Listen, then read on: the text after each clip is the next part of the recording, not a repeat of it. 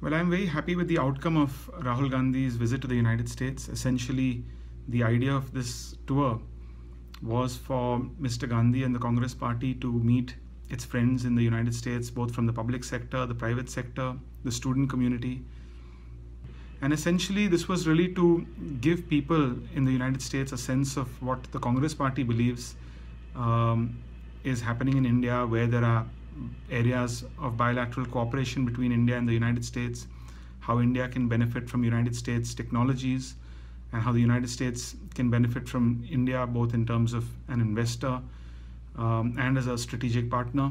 I firmly believe that maturity is something which is inherent to a personality. Maturity does not depend on the destination.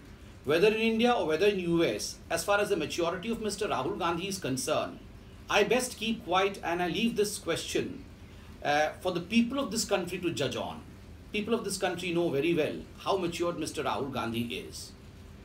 Most importantly, we are reminded of the fact that one of his speeches in the foreign land in US, in the University of Berkeley, Mr. Rahul Gandhi proclaimed that, well, yes, he is a dynast. So what?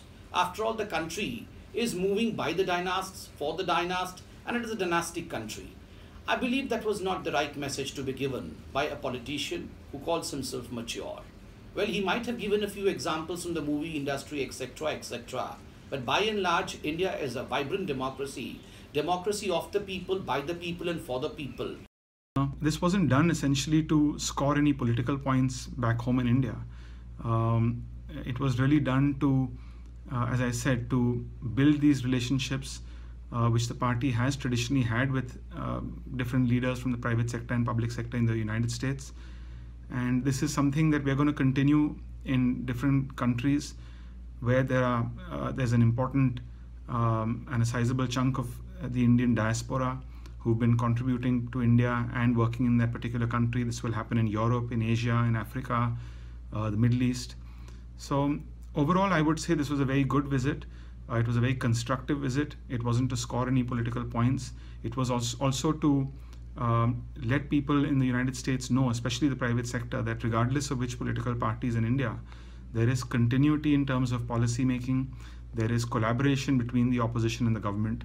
So overall, I'm glad I had this opportunity to organize this, and I think it's very important for the Congress Party and for India going forward that this visit had happened. Well, I firmly believe that only yesterday, Mr. Narayan Rane, one of the top leaders of the Congress Party in Maharashtra, has resigned.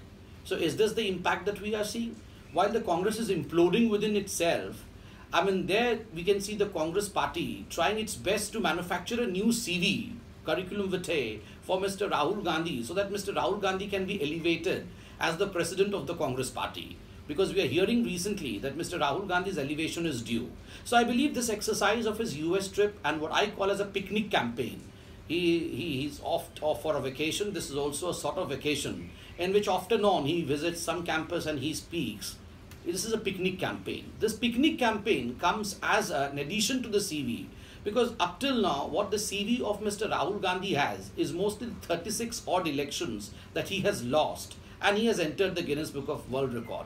Political impact in India is possible only where you are amongst the poor, working for the benefit of the poor, from India, not from somewhere outside.